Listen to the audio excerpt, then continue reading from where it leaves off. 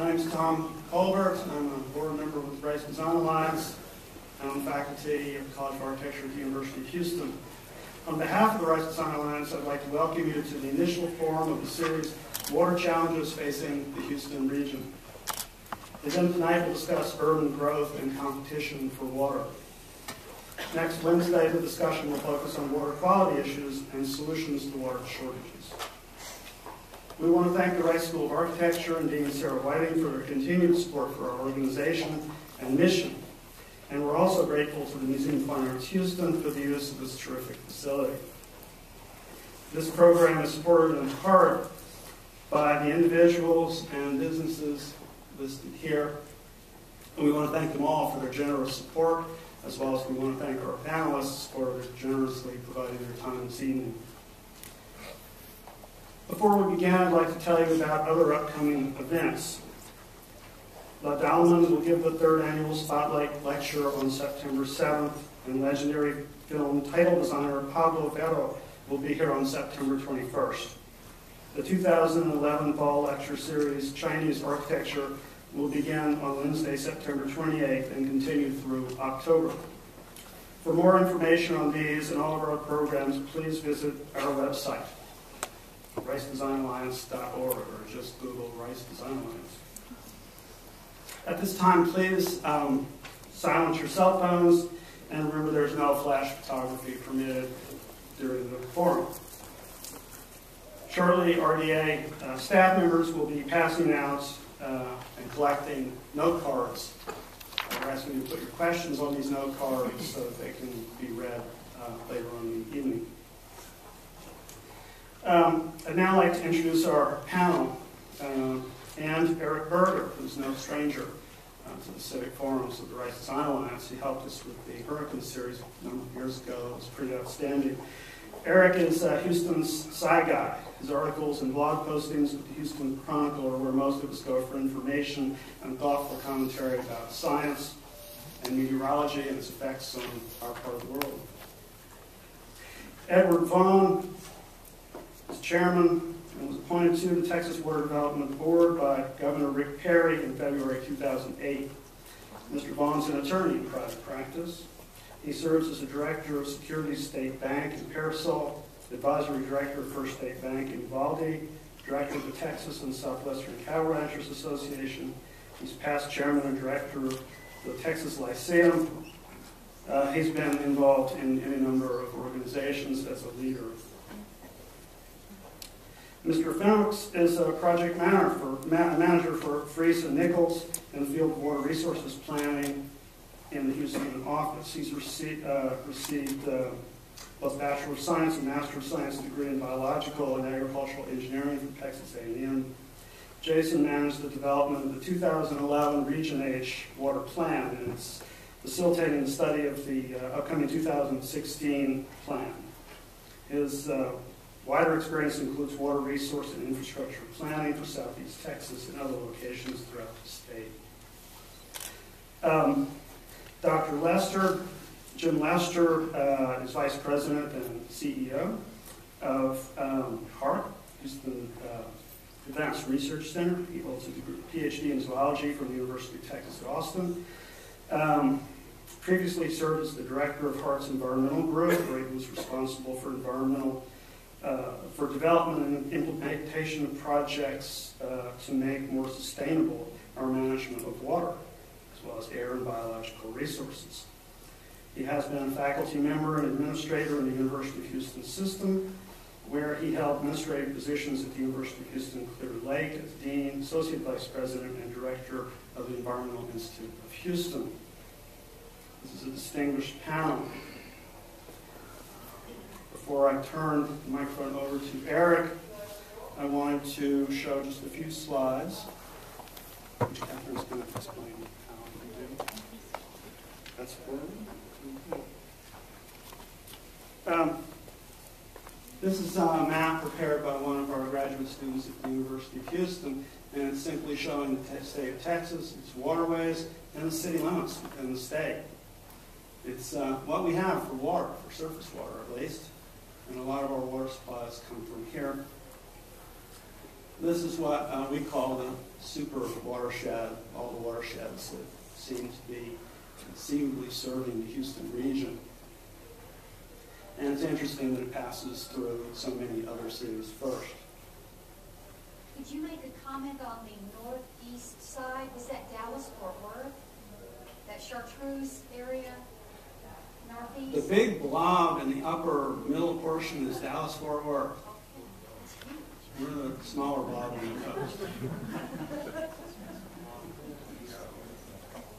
And this is Lake Houston, according to HGAC's 2010 description of land use. The green is open, undeveloped land. This is our primary reservoir. And this is how they see the lake in 2040. Our primary reservoir and all its tributary waters completely urbanized. I think between these slides it describes a situation that is both extraordinary and alarming, and I'm very happy to have these distinguished people come to help us figure out what it all means. Eric?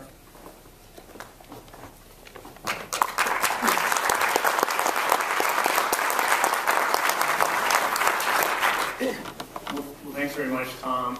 And this certainly is a very timely forum.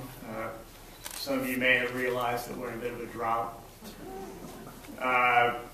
There was actually a point earlier this, I think it was late spring, when if you looked at the amount of rainfall that Houston had gotten during the 3-month period, it was less than parts of the Sahara normally get during 3 months.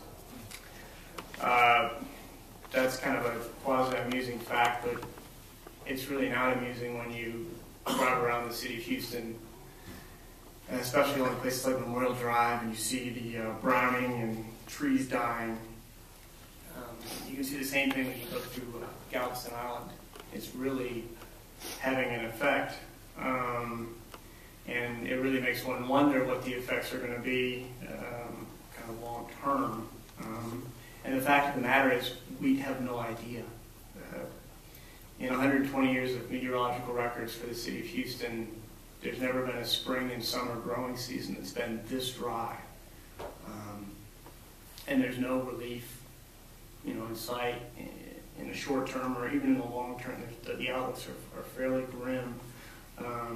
So we just don't know the long-term effects this is going to have on the natural trees that this area has had for a century or more. My wife would be the first to tell you that I'm not up on styles or trends or fashion like that, but I would feel pretty comfortable in saying that brown is the new green. So before we get to the panel, I wanted to just briefly touch on a taboo subject that I think kind of needs to be in the background of our discussion this evening. I'm speaking, of course, of climate change.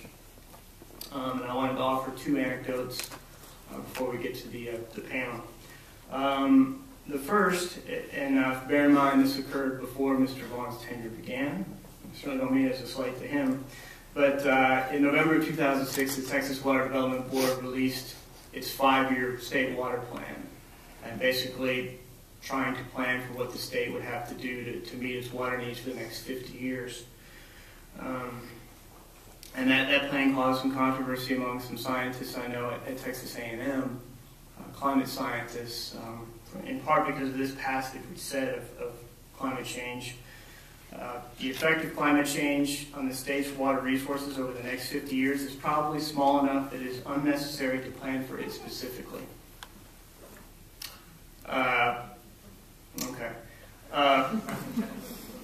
We can't certainly blame the current drought on climate change. Meteorology is a different science than climate change. But the scientists who study these sorts of things were pretty aghast at that mentality and trying to plan out the state's water needs over 5 decades. And the type of event we're experiencing right now across the state, across multiple states, if you include Oklahoma and Louisiana, is basically consistent with what you would expect in climate change. And so the concern of the scientists at the time was that the drought of record, the bad 1950s drought that I'm sure we're going to hear more about tonight, may not actually be the worst case scenario that needed to be planned for. And the current drought is certainly more acute than the 1950s drought. It hasn't lasted as long, of course.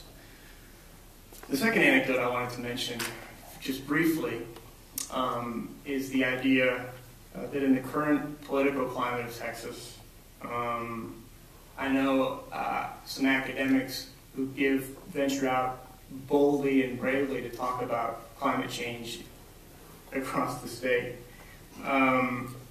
But in their lectures, they no longer use the word climate change. The term du jour is climate variability, because climate change is too political, too hot button of a topic. They don't want to alienate 40, 50, 60, 70% of their audience right off the bat. I guess for me, the bottom line, and what I'd like to sort of impart as you think about the excellent talks this evening, is that my concern as a journalist looking at all of this is that you have such a strong intrusion of politics into what essentially should be a scientifically driven process. And so I would hope that sober planning for our future water needs takes into account the best possible science with the least amount of politics. Notice I said hope. The journalist in me is not naive enough to expect that. So, thank you.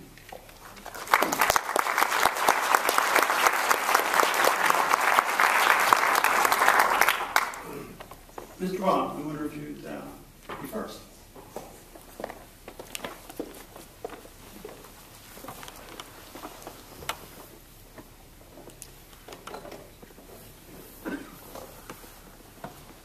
Good evening. My name is Ed Vaughan, and I have the opportunity to serve as chair of the Texas Water Development Board. Like most critical issues facing Texas and most municipalities, water, whether too much of it or, as we're now experiencing, too little of it, has usually been dealt with as a reaction to a catastrophic event. Except for a few years immediately after the drought of the 50s. We've generally failed to take any proactive measures to provide for the real future of water in Texas. One of the things that was most difficult for me when I did go on the board was to start looking at water in Texas from a statewide viewpoint and not just from my backyard. We're seeing now that the cost of water, of implementing projects that we wish we had implemented earlier, is resulting in a continuing increase in the ultimate price that we're going to pay. A little history of water management in Texas. Drainage districts came into being in 1905. Texas Board of Water Engineers came in 1913. In 1917, the legislature gave us conservation and reclamation districts. We now know those as river authorities. Freshwater supply districts came in 1919. Water control and improvement districts in 1925. In 1925, the eastern part of Texas suffered a reasonably short drought. Nearly 25 years after that drought, then Senator Lyndon Johnson asked the Secretary of the Interior for a comprehensive plan that would take into account the needs of the people of my state. That same year, in 1949, our legislature gave us groundwater conservation districts, which are recognized as the preferred method for managing groundwater in Texas. With the federal government responding in its normal fashion 4 years after Johnson's request, in 1953, their report came out. And it said, Texas needs a permanent water planning and policy agency. Now, I'm going to leave the fact that that report came out in 1953 and the irony of that to you. Then we get the devastating drought of the 50s, ending in catastrophic flooding of every major river and tributary in Texas. Beginning in 53, the legislature gave us the Texas Water Resources Committee. In 57, the legislature funded $200 million, or authorized $200 million in bonds, and formed the Water Development Board to manage those bonds. Later, in 57, they created the Planning Division of the Texas Board of Water Engineers, and that was later moved into the board. So essentially, the Water Development Board does planning and does funding. 1961, the first water plan, followed by plans in 68, 84, 90, 92, 97. 1992 was the first time the state was broken up and considered regional. And that was done by TWDB, Parks and Wildlife, and TCEQ. Just a little history, looking back at our state, in 1950, before the drought, we had 50 major reservoirs in the state of Texas. In the 30 years following, from 1950 to 1980, we built 129 new reservoirs. After 1980, memories of the drought fade, cost increase, and in the next 30 years until today, we've built 11. And there are only a handful on the drawing board. 1996, we get Senate Bill 1, dividing the state into 16 planning regions. Texas has the most comprehensive planning process in the United States. Variations of what we do have been adopted by Colorado, New Mexico, Oklahoma, and other states. It's the stakeholder input process that's been adopted. The State Water Plan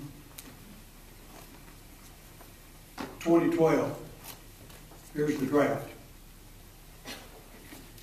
will be the third water plan published since the initiation of the regional planning process. Since the passage of SB 1, we spent about $16 million a year, every 5-year program plan. Legislature appropriated about $1.2 billion in funding for implementations in the 06 regional plans that resulted in the 2007 state water plan. Challenges as we look toward the future. One of the things that we think within the board is going to come up quickly is going to be the situation involving desired future conditions. And I apologize for the alphabet soup. But you have desired future conditions, DFCs, you got MAGs, measured available groundwater, and you've got GMAs, groundwater management areas. And the DFC process is in a state of evolution, and that is very likely the DFCs were not implemented in time for the 2012 plan. We expect to see changes resulting from them in the 2017. You've got 3 GMAs, 11, 12, and 14, that overlie Region H, where Houston is. TCEQ oversees surface water. Surface water is handled in the adjudication process. You've got the local groundwater districts. And when you look at the state of Texas with its district map, it looks like a patchwork quilt. But those districts, as recognized by our Supreme Court, are the preferred method of managing groundwater. state water plan, as you all know, the state of Texas is expected to grow tremendously. We're projecting an 82% increase in the population by 2060, up to 46 plus million people. The planning regions with the major metropolitan areas, like Region H, are going to get 82% of that growth. Municipal needs are expected to grow tenfold.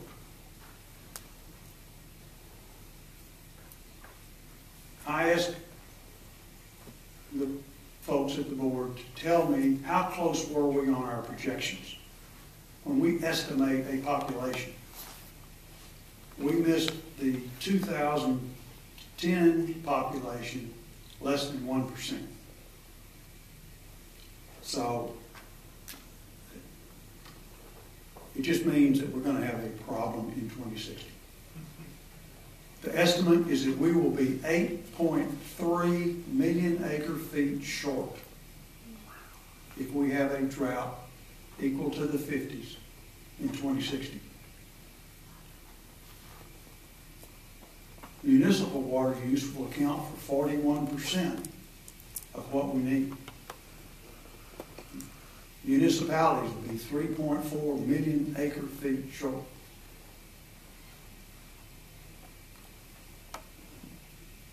Through the regional process and being incorporated in the state water plan, each of the regions recommended new strategies to achieve our goals for 2060. 34% of it comes from conservation and reuse. 34% comes from other surface supplies, 17% from new reservoirs, and various other strategies make up the remainder. The cost estimated to be $53 billion to implement those strategies, $12 billion of which would be for Region H. This is less than a quarter of the total estimated costs that we need. The state water plan only talks about water for the future. It doesn't talk about wastewater projects. Estimated for all water, wastewater, flood projects for the state by 2060 is $231 billion.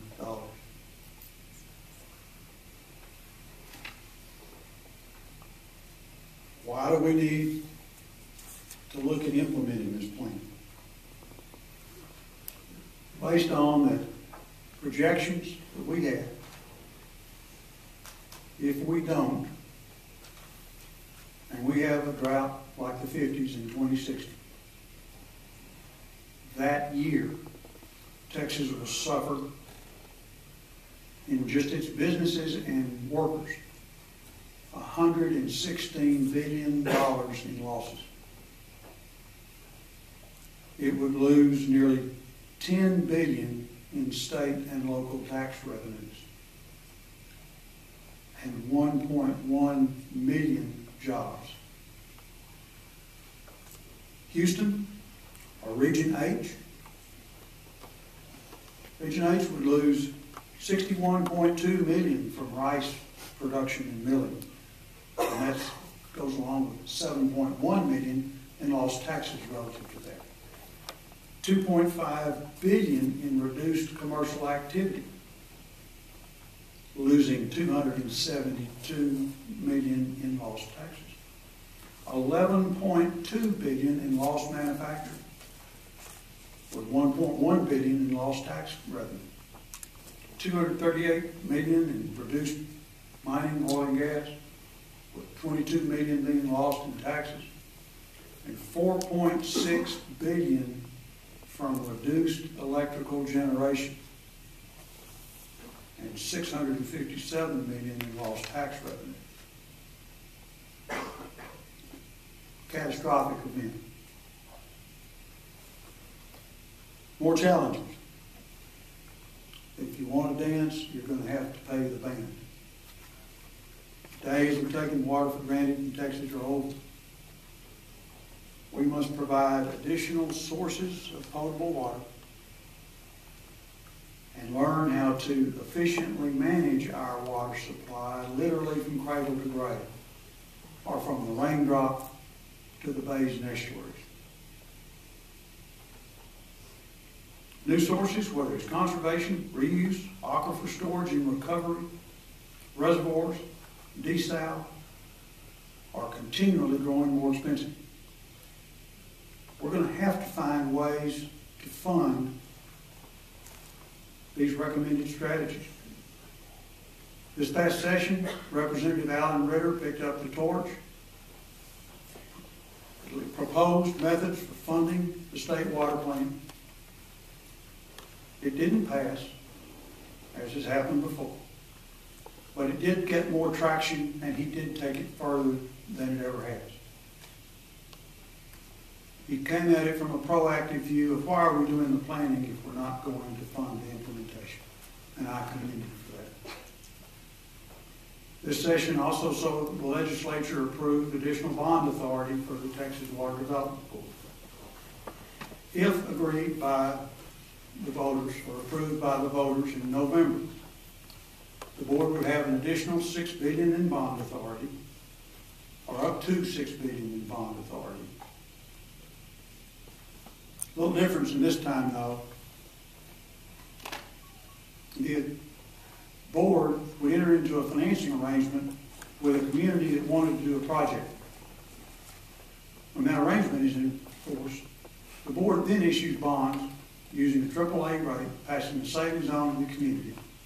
The project, and we're talking long-term projects, 20, 30, 50-year projects, are paid for by the ratepayers, just as any other project would be by people who utilize it. If your area doesn't participate, it doesn't cost you anything. It does not cost the state any general revenue. We tend to focus on supply. But again, we've got to think about the whole term. How are we going to handle not only our water supply, but the wastewater? How are we going to make the most efficient use of our water through reuse as that raindrop makes its way down the coast?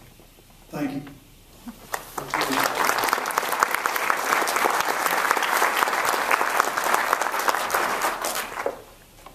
Mr. Afinowicz, will you give us the Region H view, please? Absolutely.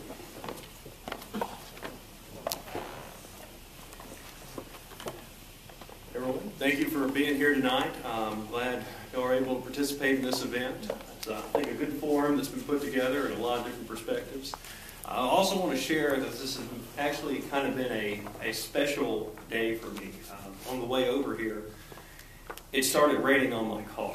And we have a little joke among water planners. Whenever we go to talk about water planning, there's always a complete downpour.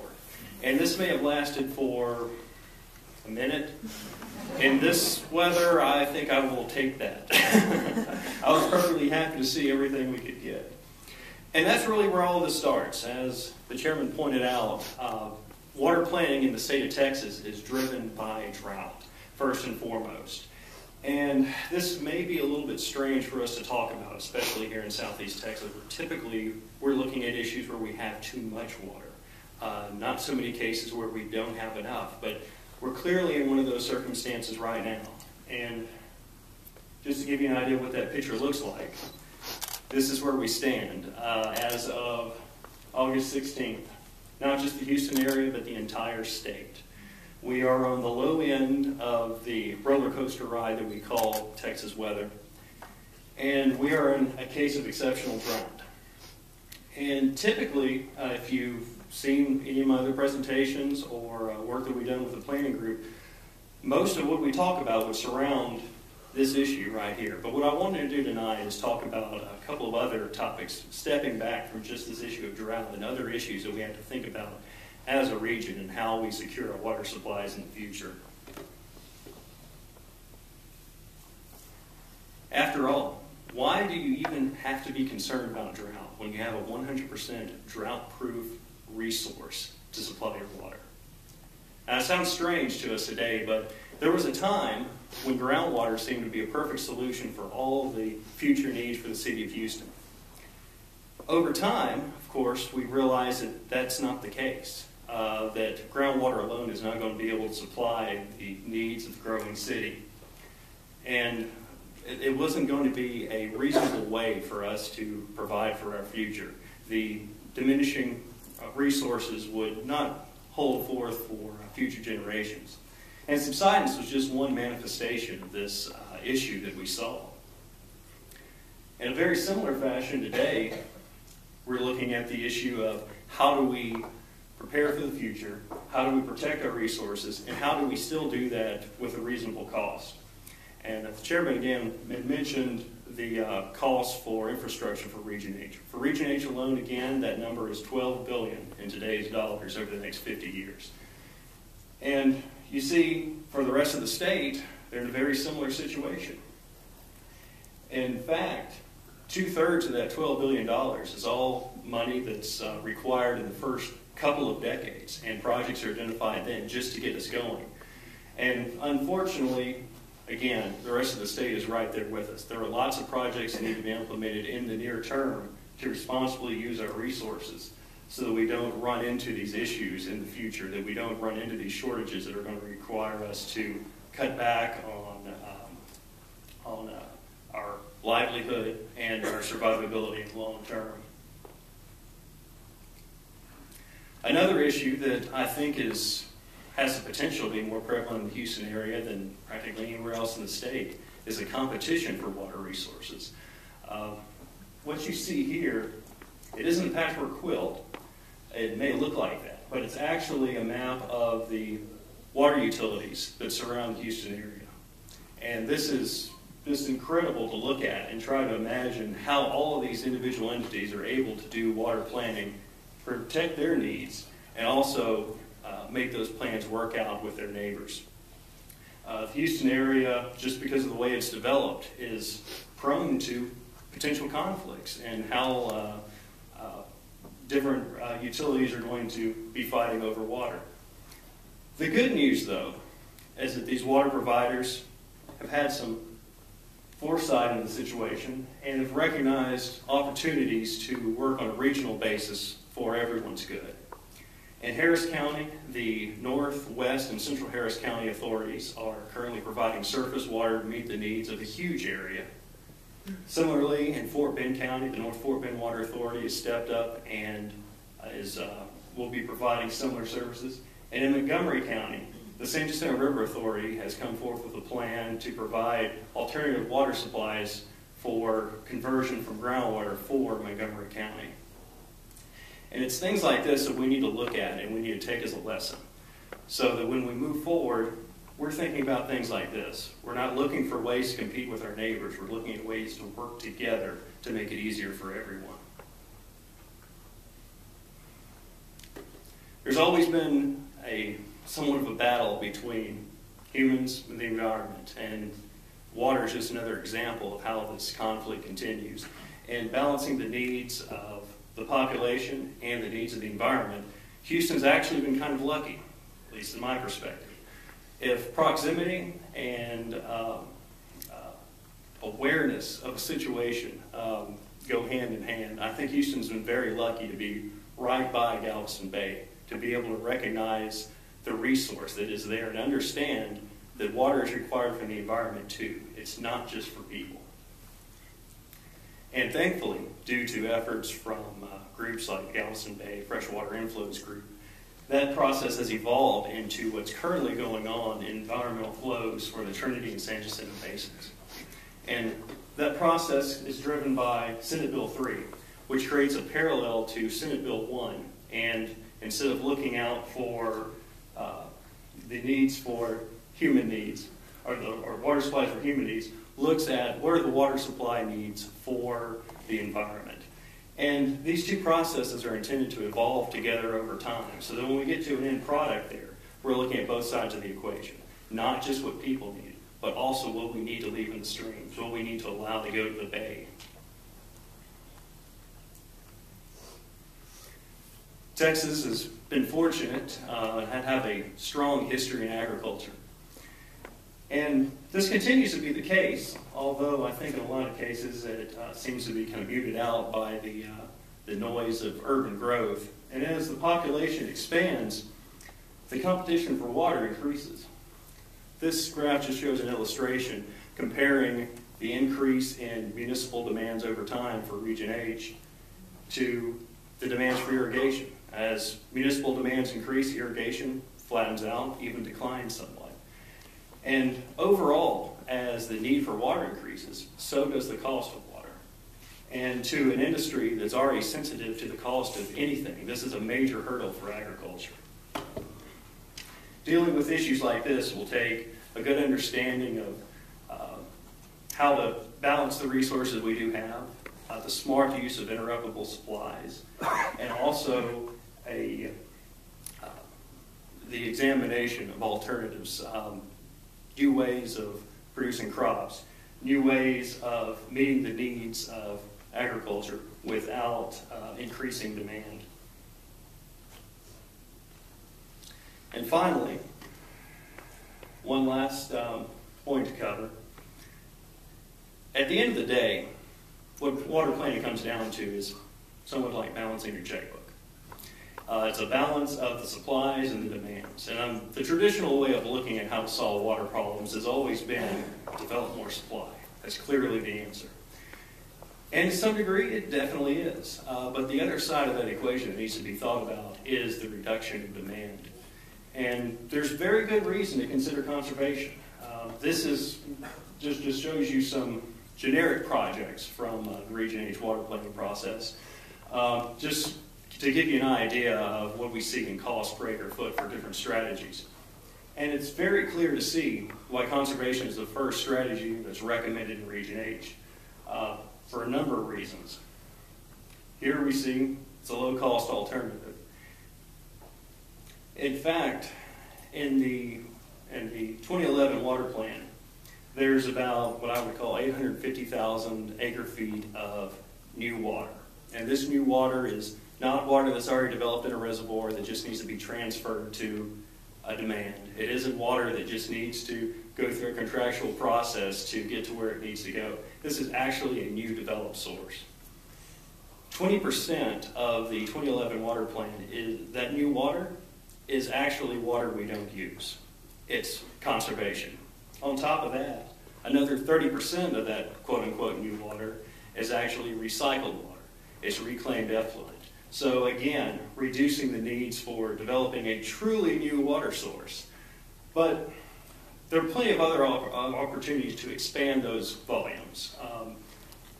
There's definitely lots of room for improvements in conservation, even expansion of reuse. But we have to do this very carefully.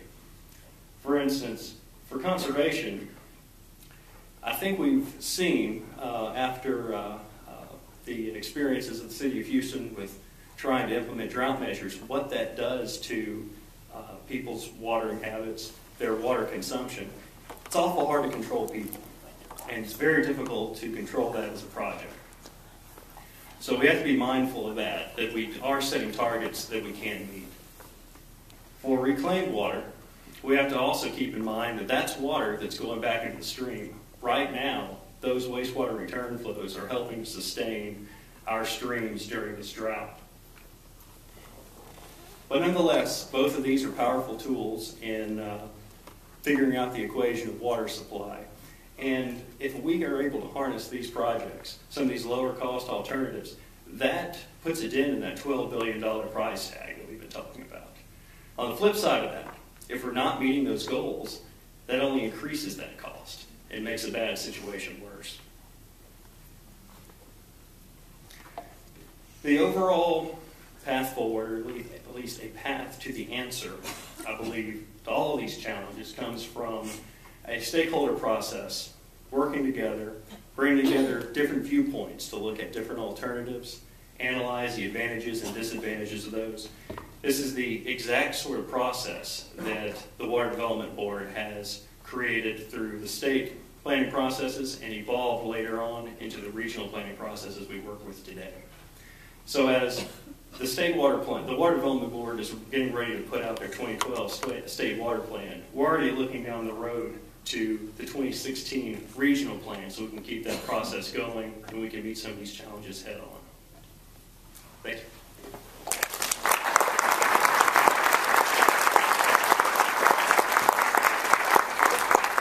Lester. And we'll be passing cards out for your questions, so please write them down for us. I can tell you right now, my slides are not as pretty as Jason's.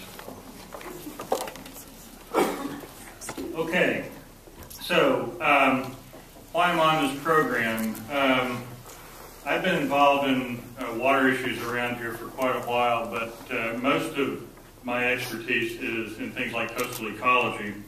The organization I work for, the Houston Advanced Research Center, is a sustainable development nonprofit research organization.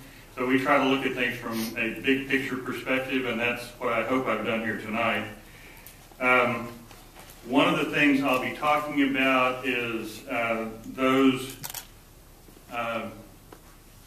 living things that don't really have a voice in this competition, the critters that live in Galveston Bay and in the rivers, because I'm the vice chair of the, what does BBES stand for? Bay and Basin Expert Science Team for the Trinity, San Jacinto, and Galveston Bay.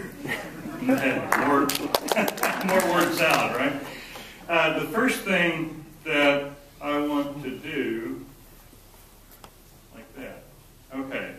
In fact, the main thing I want to do is check some assumptions and hopefully challenge some assumptions. When I saw that title, Urban Growth and Competition for Water, I read things into it that I'm not sure we need to read into it. The first thing is, yes, we're talking about conservation, but the levels we're talking about are really not all that great. We are really pretty profligate with our water resources, and so do we need to maintain a level of per capita consumption like we have now? The title says competition, and I would suggest that cooperation is a lot more efficient. That's something I learned back in ecology class, that competition can be very energy intensive and wasteful, and I'll show you why I don't think competition is such a great idea. I want to be sure that we think about the non-human users. And we have one water distribution system in the city of Houston that delivers potable water, and we use it for everything. Is that really the best strategy? We seem to assume, and the two previous speakers, I know why they assume that we had to be cost effective, but do we really have to rule out the expensive solutions that Jason had over there on the right-hand side of the graph? And I know that this is a favorite topic of the chairman, so I will give you my perspective on the way we deal with surface water and groundwater as two totally different resources. Okay, so let's look at it from a global perspective. I stole this slide out of, I don't know, probably a UN publication. We're way up there. I think Houston's 144 gallons, but I rounded it off because Fort Bend uses more, and some of the areas down around Clear Lake use more, and so let's say 150 gallons. Is your quality of life really 4 times as great as a citizen of France or Singapore? I mean, do you really need that much more water than people in other countries use?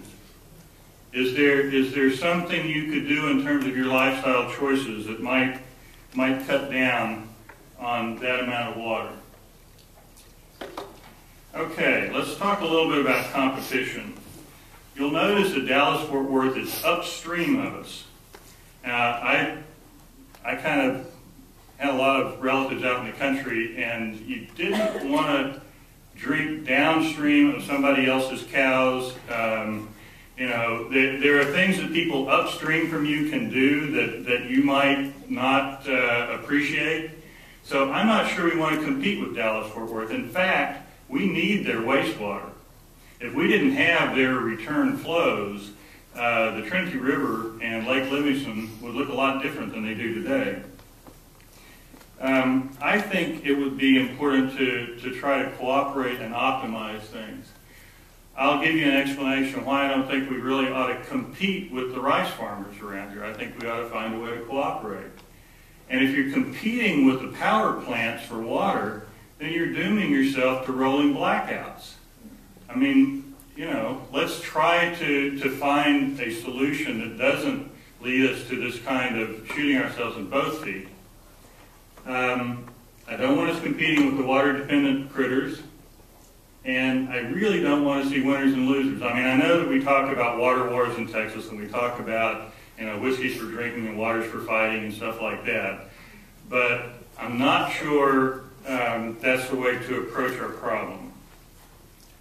Now, I got this one from Richard Browning at the Trinity River Authority. It's a survey team from the U.S. Geological Survey back in the early 1900s on the Trinity River up around Dallas. And these guys have their feet barely covered by water, and they're standing out in the middle of the Trinity River. There used to be a lot more variation in the water level in that river. Now, Chairman Vaughan talked about the dam building, I guess I shouldn't call it an orgy. The great episode of dam building in the 50s through the 70s in this state, or through the 80s, I guess, 129 reservoirs. Well, this slide shows over here the flow coming down the Trinity River before all those reservoirs were built, and then here is the flow coming down after the reservoirs were built. There's more water coming down that river. Dallas-Fort Worth is pulling in water from other sources, and it may not be a nice thing to talk about around dinner time, but you want them flushing those toilets. You know, that water molecule that you're drinking today may have been through some other person up in Dallas-Fort Worth in the last few months, but it's still a water molecule. This is more of what the Trinity River looks like today up in those regions, because the flow variation is less. Now, for some of the critters, that's not a good idea, and I said I would speak for the critters. We really want a flow variability in this river, but in terms, you know, I do sustainability, so I have to balance things, and I do want humans to get the resources that they need. And having those return flows coming down from Dallas is a good thing. One of the things we worried about in the Galveston Bay Freshwater Inflow Group and other discussions is what happens if Dallas and Fort Worth don't return that water to the river? What happens if they do a whole bunch of reuse projects? And it changes that flow pattern quite a bit. You could probably win the competition with the rice farmers for the surface water. The municipalities are probably, you know, powerful enough to win that competition. But these are landowners, and part of their property right is the groundwater underneath that land.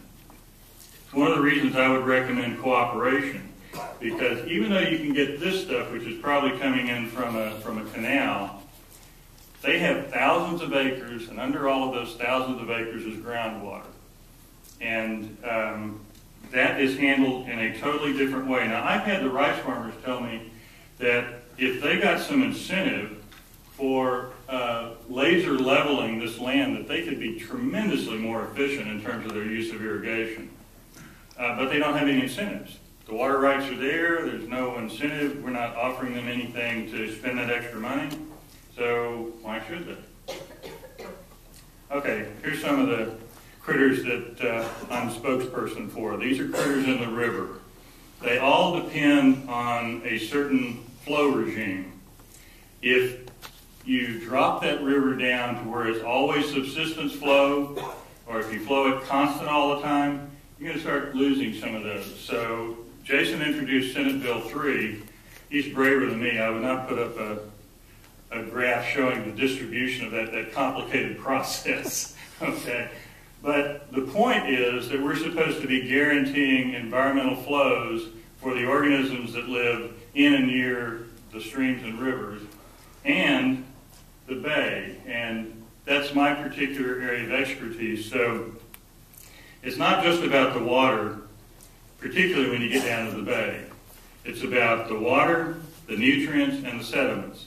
You cannot maintain the integrity of that system without the nutrients and the sediments that are in that water flowing out of the rivers. And the Trinity River is 54% of the typical inflows into Galveston Bay. So if you drop the flow down, or if you simply flow it at the same rate all the time, you're impacting the delivery of these things, which are essential, and, I had to show a pretty picture, you may be impacting the abundance of these things. I know not all of you are fishermen, I happen to be, so I could have shown a picture of a fish for me, but everybody likes to go watch roseate spoonbills, so I'm pretty safe showing that picture as something that might be impacted if we damage the environmental flows. Now, about potable water, do we really need to purify the water for all these uses? You really have to have water that is drinking water quality to do all of these things? I don't think so, and we can look west of here at El Paso. They've got it's called a purple pipe system, where they separate their water, potable and non-potable, and for uses like watering your lawn, you don't have to have that expensive water. Okay, a little bit of soapbox stuff here. I'm a scientist, and so I don't understand the legality of some of these things. I have John Bartos over here to explain the legality of it to me, but let me give you my scientific perspective. A molecule of water in the stream right here, where it's surrounded by mostly water molecules and a few dirt particles, is managed by the state of Texas. It has to be permitted by the TCEQ. As soon as it moves in here, where it's surrounded by more dirt particles, it becomes a private property right. And now, the person who owns this land, based on the legislation that went through the last legislature, has a right to drill a well. They can be told how much they extract, but it's very difficult, I guess impossible, to tell them they can't drill a well. This process of drilling down into that water table involves private property rights owners, I think it's 89, groundwater districts. It seems to be the way that I would do it anyway. I mean, it just opens up the opportunity for all sorts of conflicts. Now, I don't want you leaving here scared that you'll die of thirst sometime in the future. We're not Las Vegas, okay? It's not that far to a big body of water. It's right there, okay? But it's going to cost you a bunch of money if you want to get fresh water out of it. But there are already desal projects in El Paso using groundwater. There's a desal project in Brownsville. There are desal projects at smaller cities around Texas. As I always say, it's not about lack of money. It's a question of priorities. So what is your priority in terms of the future of having good drinking water? And if water is way up on your priority list, you might want to consider that. So, my suggestions: serious water conservation, not drought contingency plans. Drought contingency plans don't get you very far. Cooperation, not competition. An appropriate consideration for nature. When we did the work on the BBES, we developed a bunch of biological indicators that we thought would help us plan for a certain environmental flow regime coming down the Trinity. Those biological indicators were basically ignored because we've already appropriated so much water that TCEQ ran a water availability model and decided on what the rules ought to be based on the water availability model, not on the biological indicators.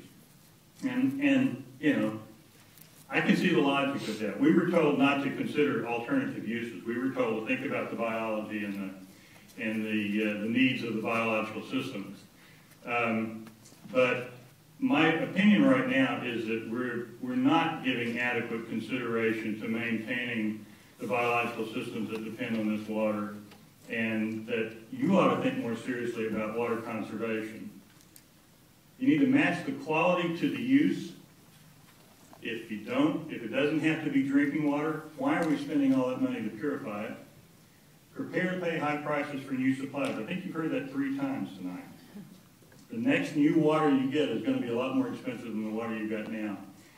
And it's going to be a terrible fight, but I think we ought to think in Texas about coming up with a coherent management system for all the water resources and looking at groundwater and surface water. at the same time because they're connected. Okay, I think that's it. Thank you.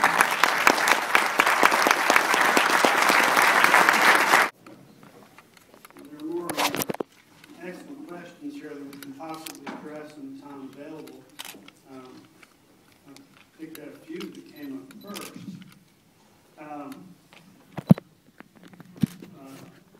One from Mr. Vaughan, I suppose. Texas water plan. How is it implemented? And how effective have water plans been in terms of their recommendations being implemented? Well, that's one of the big challenges that we face, is funding of the implementation. As I said, we're into our third round of plans since SB1. And we feel like, as Representative Berger said, are we going to continue to plan, or are we going to actually implement some of that plan? And effectiveness is something that we're waiting to see until we get some real implementation. As a follow-up to that question, have your calls been returned more often to legislators since the end of the session as the drought has gotten much more acute across Texas? And does that give you some momentum during the next session to get the bills you need? I would answer it that we should receive more calls from legislators since the end of the session because of the drought. And hopefully it will give us the momentum. But again, it's a reaction instead of being proactive.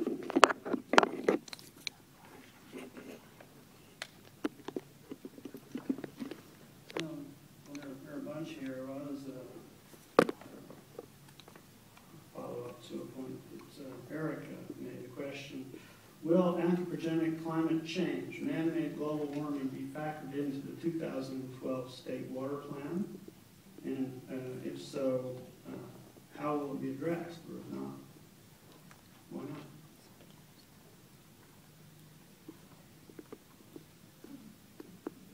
We're still developing the 2012 plan. There is considerable discussion about climate change, about how to implement that.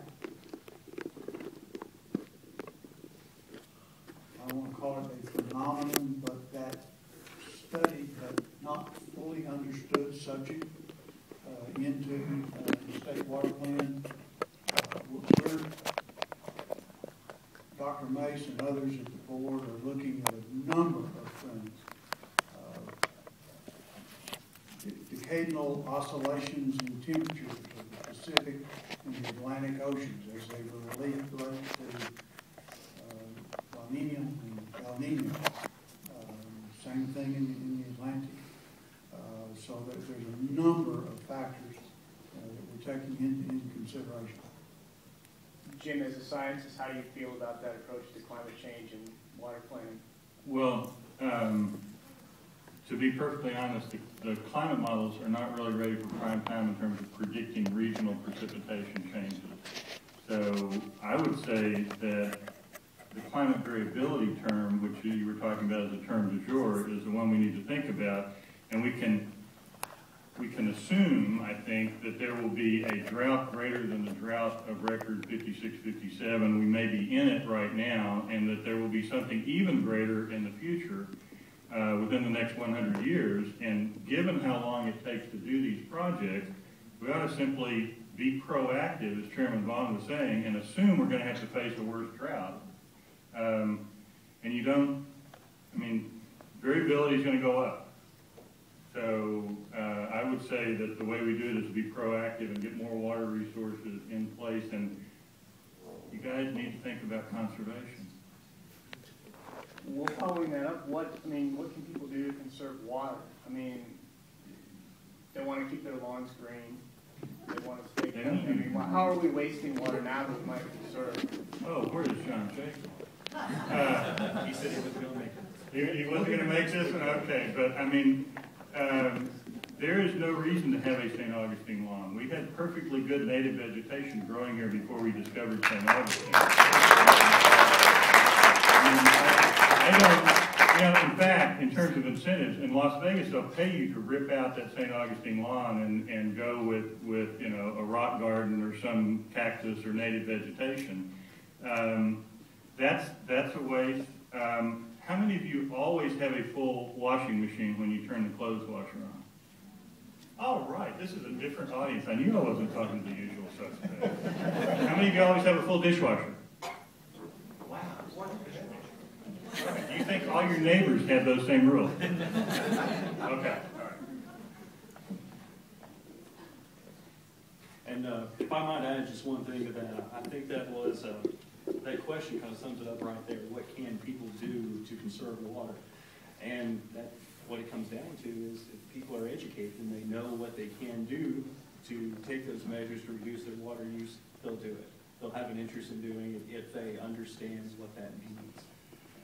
Following that up, and I'm not, whoever wants to tackle this, go for it. What are some things that governments can do without kicking off the electorate too much to incentivize water conservation? Because a lot of this stuff, Jim mentioned it with the rice farmers, they're not going to level off their rice fields without some incentive to do it. What incentives or, God forbid, penalties might municipalities or the state government take to encourage people to conserve water?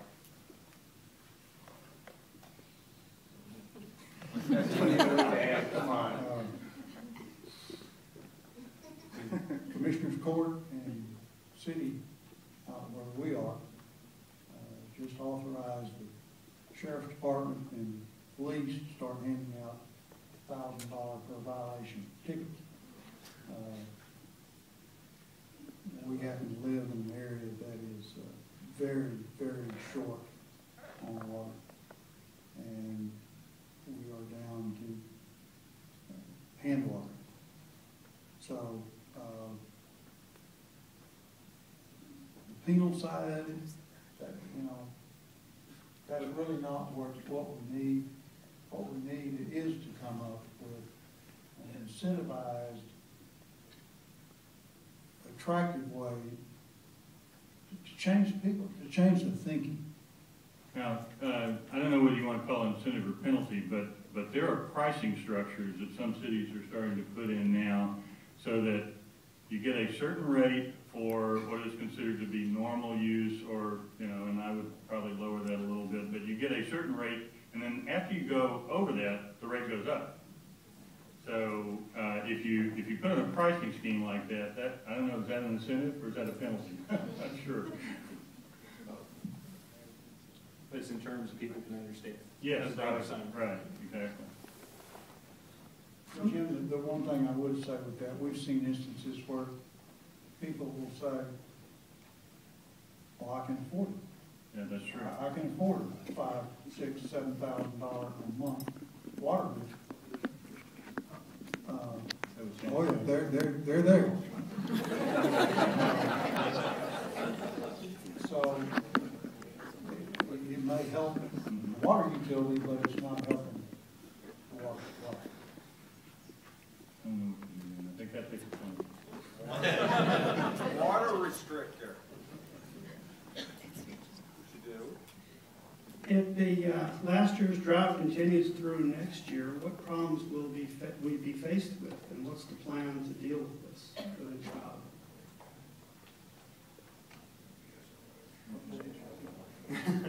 Well, sir, obviously, if we're continuing the same trend we're on, we're going to be in a pretty dire situation. We may even be coming into some new territory that we haven't dealt with in, well, at least not since the 50s. Who knows, maybe even worse than that. We'll have to see over time, but there are certain things that we can look for, and key events as this whole thing unfolds, and things to think about are as we move through the year. Once we see where the reservoir levels are, that's going to dictate an awful lot about just how much water we have next year. Water suppliers are going to be looking at their reservoirs and thinking, how much interruptible supply can I provide? And usually, you have interruptible supplies that are providing water for agriculture, for instance. But beyond that, this year there are an awful lot of non-agricultural users down here in the lower basins that have been looking at those same interruptible supplies to augment the firm water that they have stored in the reservoirs. And without that, to kind of soften the punch, we could very well be in a very tight spot. Now, and one of the easiest things is you switch over to groundwater and start pumping more groundwater. But as we know down here, that can lead to subsidence, and we're in a subsidence district, so there's kind of a conflict going on in terms of pumping groundwater. I suppose you could go further afield and buy groundwater from some of those interests around us, but that's a short-term sort of solution. From a statewide perspective, we've got numerous areas of the state that are running out of ground, literally running out of groundwater. Wells going dry with no aquifer below this. We had an instance where we received a call at the board inquiring where the closest state water pipeline was that a community could hook up to. So there is no quick fix.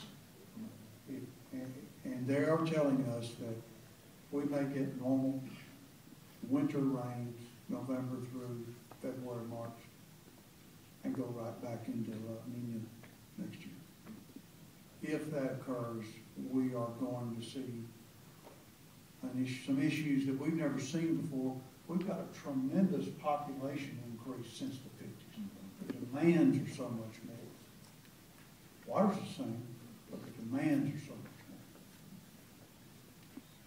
So in that competition versus cooperation that Jim talked about as being the goal, what would win out in a paradigm next year where we have another La Nina winter and we come into next summer in a really, we started this year in a pretty good posture in January, and now the Houston region's water reservoirs are at 20-year lows since they've been measured. Who wins the water competition in that scenario, or who sort of has the final say in terms of who gets the water? Is it the city of Houston because it's the biggest fish down here, or how does that work? Well, from a surface water standpoint, you got a state hierarchy, municipal, industrial, ag, and all that. So the city for municipal uses would, I'm not sure when is the correct term, but they would prevail in that water. Groundwater, as Jim was talking earlier, groundwater is governed by each of the, Jim, I believe it's 98 districts.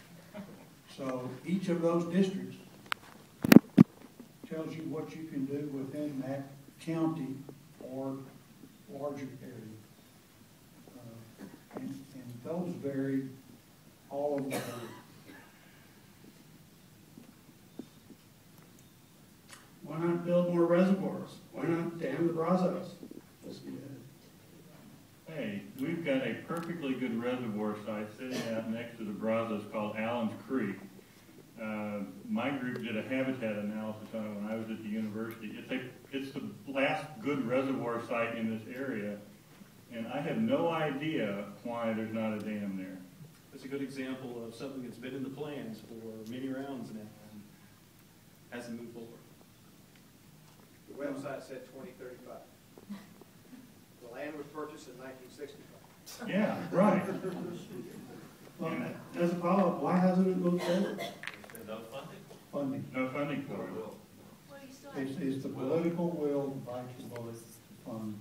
You still have evaporation rates too, you have to think about with those reservoirs. I mean. Well, Chairman Vaughan mentioned one thing that I think is very promising that San Antonio is doing, which is instead of storing it in the surface reservoir, you put it back down into an aquifer where it doesn't evaporate. And I guess you all read or saw the news reports, so it might be challenge putting it down into our aquifers because some places there are radon and radium levels that you might not want to pull back up. So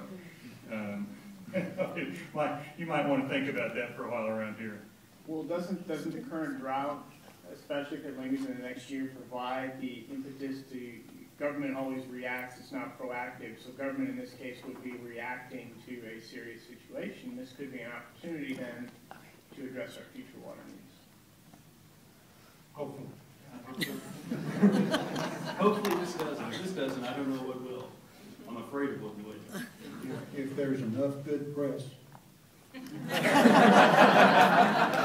think bad press actually might. Well, and we also need some good voters too. You're going to need some good voters in the fall. So in the competition between the city and the bays and estuaries, what's the worst case scenario for Galveston Bay? Well, I guess there's two aspects to it. One is Dallas keeps the water they use and don't put it back into the Trinity, and we manage it as a water delivery system instead of a river, so that we try to keep the flow constant, and there's no flow regime, there's no variation that the different critters need. So if you did that, you would wind up with a shortage of nutrients and sediment down in Galveston Bay that would change it. Now, okay, full disclosure,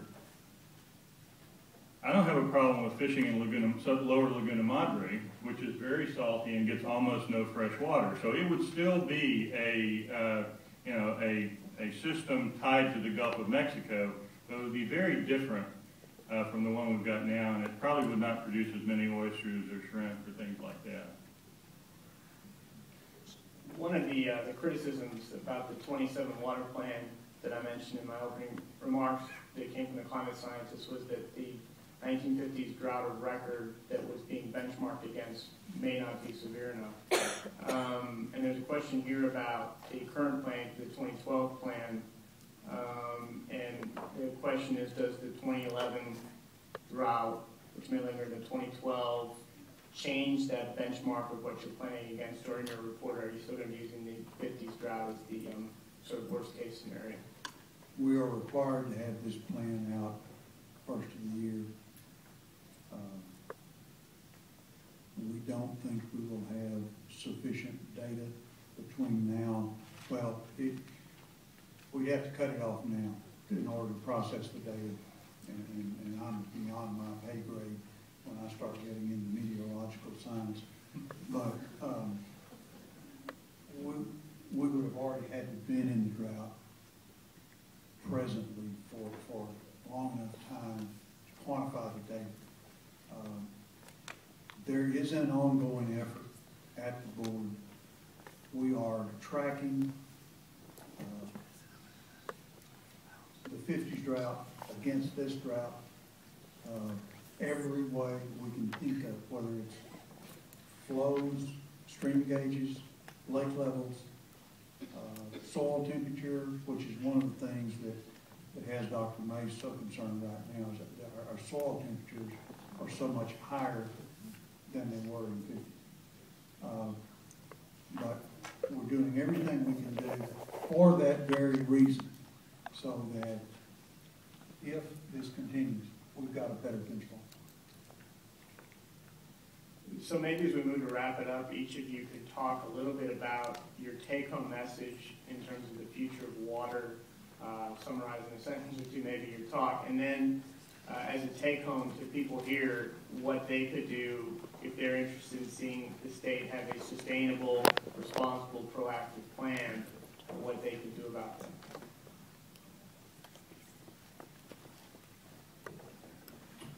Get involved. The state of Texas has decided it's going to manage groundwater from the local level up. You're relying on a state water plan, but it begins at the local level with locally elected people. That's the first thing. With that, we've got to put in and implement every possible scenario, even to take care of Jim's critters.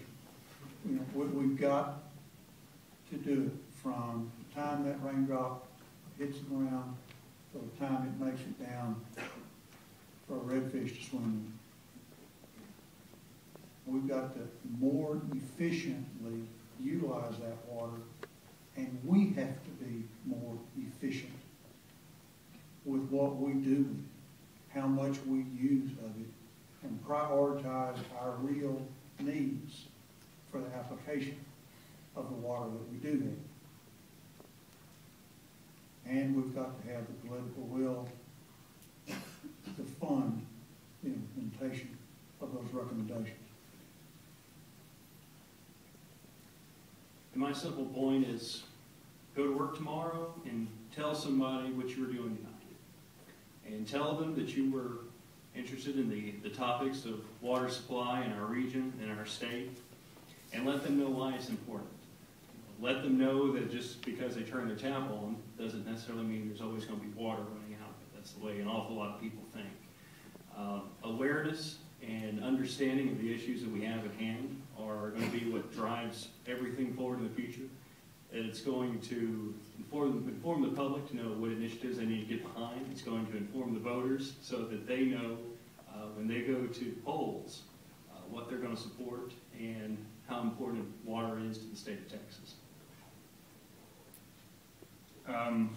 We're going to need your help if we're going to come up with a more coherent way of managing all of the water resources of the state of Texas. 98 groundwater districts is very problematic for somebody in the chairman's position and the people at TCEQ. It's going to be a heck of a battle in the legislature. Nobody wants to touch it. But the idea that a water molecule is managed one way when it's in the stream and another way when it goes into the ground right out of the stream just creates lots of problems. So we'll need your help on that one. We've got to be prepared to invest as a society. I think you've already heard that from other people here, but it amazes me that your most fundamental resource that you cannot live without gets so little investment. The surface water we've got, I don't know how, well, if I had a fuel cell, I can make some needed water, but that water is what we've got, and it's pretty well appropriated. So I think it's time to think about some new technologies. I mean, it's going to be very expensive to do desal, but if we're going to keep growing as a population in the state, I don't know how we create more water unless we take it out of the salt water. And the last one is the easiest, the cheapest water, the easiest stuff to get is the water that you save by conservation. And that's just fundamental. We've got to start thinking about it. Pretend you're using bottled water you bought at the convenience store for everything you do at home and see if that changes your behavior.